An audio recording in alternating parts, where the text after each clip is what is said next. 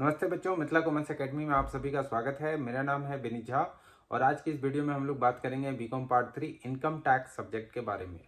तो आइए चलिए जानते हैं कि इनकम टैक्स सब्जेक्ट में अब अभी जो आपका एग्जाम होने वाला है उसमें कौन कौन से ऐसे प्रैक्टिकल चैप्टर्स हैं जो बहुत ज़्यादा इंपॉर्टेंट रहेंगे। थ्योरेटिकल चैप्टर्स के लिए मैं फिर नेक्स्ट वीडियो में आपको बताऊंगा। आज की इस वीडियो में हम लोग प्रैक्टिकल चैप्टर्स के बारे में जानेंगे कि किस प्रैक्टिकल चैप्टर से क्वेश्चन एग्जाम में आ सकता है और किस तरह का क्वेश्चन आएगा वो भी मैं आपको आज की इस वीडियो में एक्सप्लेन करूंगा। तो आइए चलिए जानते हैं कि कौन कौन से ऐसे चैप्टर हैं जो बहुत ज़्यादा इंपॉर्टेंट है। वो तो सैलरी का है, जो दूसरा चैप्टर है वो है हाउस प्रॉपर्टी और जो तीसरा चैप्टर है उसका नाम है कैपिटल गेन। ये तीनों चैप्टर से क्वेश्चन आएगा ही आएगा, हर साल आता है, इसलिए मैं कह रहा हूँ आएगा ही आएगा। अब नहीं आया तो अलग बात है, लेकिन 99% जो है वो तो आएगा ही आएगा। अब आप कहेंगे सैलरी से कैसा क्वेश्चन आएगा, तो सैलरी से जो क्वेश्चन आएगा पिछले 5 सालों में जैसा क्वेश्चन आया हुआ उसी तरीके का क्वेश्चन आएगा। बहुत सारे बच्चे मुझे ये कहते हैं, मैसेज करते हैं कि सर सैलरी का जो क्वेश्चन है वो बुक से नहीं आता, हम जो ढूंढते हैं तो आता ही नहीं है। तो देखो ऐसा होता है कि जैसे आप अगर 2023 का क्वेश्चन 2024 की बुक में ढूंढेंगे सैलरी का तो आपको नहीं मिलेगा, क्योंकि इनकम टैक्स का जो बुक है वो हर साल अपडेट होता रहता है और सैलरी चैप्टर में बहुत सारे पिछले 2-3 सालों में बदलाव भी हुए हैं। इसके कारण भी सैलरी का जो क्वेश्चन है वो आपको इनकम टैक्स में सेम क्वेश्चन नहीं मिलता, लेकिन जो क्वेश्चन पूछने का पैटर्न है वो सेम ही रहता है। मतलब एक दो अलाउंसेस के बारे में आपसे पूछेंगे, बेसिक सैलरी, डियरनेस अलाउंसेस, और उसके अलावा एक दो और पॉइंट डाल देंगे। बस सिंपल क्वेश्चन रहता है, कुछ ज्यादा भारी नहीं रहता। हाउस प्रॉपर्टी से जो क्वेश्चन है वो कुछ ऐसा रहेगा क्वेश्चन जिसमें कि एक दो घर होंगे। एक घर जो होगा वो सेल्फ रहने के लिए रखा होगा और एक घर जो है उसने किराए पे लगाया होगा और कुछ इंटरेस्ट वाली बात भी होगी। तो उसको आपको वैसा टाइप का जो क्वेश्चन है वो आप करके जाइए। उसके बाद कैपिटल गेन में जो क्वेश्चन है, तो कैपिटल गेन में घर बेचकर घर खरीदेगा, इससे रिलेटेड एक क्वेश्चन होगा। सेक्शन 54 जिसको कहते हैं, मतलब एग्जम्पशन अंडर सेक्शन 54 जो मिलता है, तो वो वाला जो क्वेश्चन होगा वो आप जरूर करके जाइएगा। और एक सेक्शन 54F वाला जो भी क्वेश्चन होगा तो वो आप ढूंढेंगे, आपको बुक में बहुत आसानी से मिल जाएगा। मतलब मेरा कहना है कि कैपिटल गेन जो चैप्टर है पूंजी संपत्ति से आए, तो उसमें सेक्शन 54 और 54F से संबंधित जितने भी क्वेश्चंस हैं, मतलब बहुत सारे क्वेश्चन नहीं लेकिन 3-4 क्वेश्चन जो भी आपको बिगनिंग का मिलेगा तो उसको आप जरूर करके जाइएगा। तो ये तो 3 चैप्टर के बारे में आपको मैंने बता दिया कि इन 3 चैप्टर से जो क्वेश्चन आएगा वो इसी तरीके का क्वेश्चन आएगा। अब बात करते हैं चौथा क्वेश्चन। चौथा क्वेश्चन जो है वो 4 चैप्टरों को मिलाकर एक क्वेश्चन बनाया जाता है। अब आप कहेंगे तो बड़ी विचित्र सी बात है। जी हाँ, जैसे कि डिडक्शंस हो गया, उसके बाद सेटअप एंड कैरी फॉरवर्ड हो गया, उसके बाद असेसमेंट ऑफ इंडिविजुअल्स हो गया एंड टोटल इनकम। मतलब टोटल इनकम पहले बोलूं और असेसमेंट ऑफ इंडिविजुअल बाद में बोलूं।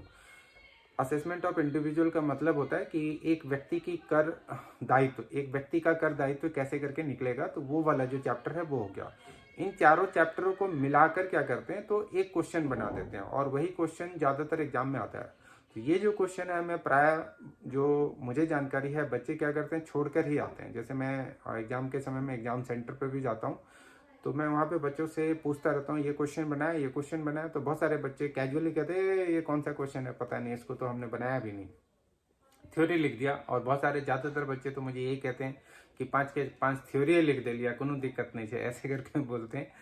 तो चौथा जो क्वेश्चन है वो ऐसे ही रहेगा। तो इसीलिए अगर ये जो क्वेश्चन है ये वही बच्चे ज्यादातर अटेम्प्ट कर पाते हैं जो अभी सीए भी कर रहे हैं और साथ साथ बीकॉम भी कर रहे हैं, या फिर जो बीकॉम कर रहे हैं और बहुत अच्छे से इनकम टैक्स की पढ़ाई जिन्होंने किया हुआ वही करेंगे। क्योंकि इसमें एक point setup and carry forward का भी रहेगा, एक पॉइंट जो है वो डिडक्शंस का भी रहेगा, उसके बाद एक पॉइंट टोटल इनकम का भी रहेगा, टीडीएस का भी पॉइंट रहेगा और टैक्स कैलकुलेशन का भी पॉइंट रहेगा। आप देखेंगे कि एक क्वेश्चन आपको हर साल ऐसा मिलेगा। भारी नहीं होता लेकिन हल्का आपके लिए इसलिए नहीं है क्योंकि आपने इसके बारे में कुछ पढ़ा ही नहीं है, तो आपको हल्का भी नहीं लगेगा। जिन्होंने पूरा टैक्स पढ़ा है उनको फिर वो हल्का लगेगा। आप कहेंगे छोड़ो हटो जाने दो, इसके लिए हम एक थ्योरी क्वेश्चन कर लेंगे। सर आगे बताइए। ये ना, देखो अब पांचवा जो क्वेश्चन है वो है इनकम फ्रॉम अदर सोर्सेज, मतलब अन्य साधनों से जो आय है उससे संबंधित क्वेश्चन जो है वो बहुत ज्यादा इंपॉर्टेंट रहेगा। उसमें कैसा क्वेश्चन आएगा तो मैं आपको बता देता हूँ। उसमें एक इंटरेस्ट रेट लगा होगा, क्वेश्चन आपको मिल जाएगा बुक्स में, जिसके जिससे 7%, 9% ऐसे टाइप का इंटरेस्ट रेट। ज़्यादातर वही क्वेश्चन आपसे क्या करते हैं, पूछते हैं। गेस्ट पेपर में भी आई थिंक होगा इस तरह का क्वेश्चन।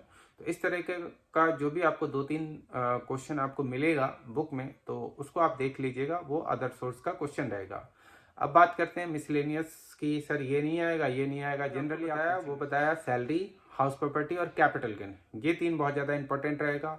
चौथा मैंने आपको बता ही दिया कि वो अगर आपसे हो सकता है तो आप उसकी तैयारी करें, ना हो सके तो ना करें, थ्योरी एक लिख दीजिएगा। और जो 5वां है वो तो इनकम फ्रॉम अदर सोर्स का क्वेश्चन मैंने आपको बताया। तो कुल मिला जुला कर ये ही आपके एग्जाम में आएगा। अब इसके अलावा जो बात कर रहे हैं वो ये है कि क्या जो कुछ आपके डाउट्स होंगे वो मैं बता देता हूँ। मेरे हिसाब से आपके ये डाउट्स होंगे कि पिछले साल पीजीपीपी का भी एक क्वेश्चन आया, व्यापार अथवा पैसे से आय से संबंधित एक क्वेश्चन आया जिसमें इनकम और एक्सपेंडिचर अकाउंट दिया हुआ था। तो क्या ये क्वेश्चन नहीं आएगा? अगर आया तो यही वाला आएगा, तो उसको भी आप पढ़ लीजिएगा, ठीक है। मतलब मैं कह रहा हूँ आने की संभावना नहीं है, लेकिन कभी कभी इनकम टैक्स में क्वेश्चंस को रिपीट करते हैं। तो अगर आया तो वही टाइप का क्वेश्चन आएगा। हो सकता है अमाउंट वगैरह चेंज कर दे। और एक और मे बी आपका कॉमन डाउट, मे बी आपका डाउट हो सकता है कि क्या रेसिडेंशियल स्टेटस का जो क्वेश्चन है, जिसमें कि टोटल इनकम में कौन कौन से ऐसे इनकम हैं जो टैक्सेबल होंगे, मतलब आरओआर के लिए, आर एनओआर के लिए, एनआर के लिए, ऐसे टाइप का जो क्वेश्चन है, क्या वो आएगा या नहीं आएगा? उसकी संभावना थोड़ी सी कम है। लेकिन अगर आपके पास जो एकदम न्यू बुक है, चाहे किसी भी राइटर की हो, तो उससे रिलेटेड आप पहला और दूसरा इलस्ट्रेशन जरूर करके जाना। अगर आया तो उसी 1-2 इलस्ट्रेशन से ही आएगा। तो प्रैक्टिकल क्वेश्चंस कौन कौन से आएंगे इनकम टैक्स सब्जेक्ट में, ये तो मैंने आपको बता दिया। थ्योरेटिकल क्वेश्चन के लिए फिर मैं नेक्स्ट वीडियो में थोड़ा सा एक बार चेक कर लेता हूँ, उसके बाद मैं आपको बताऊंगा।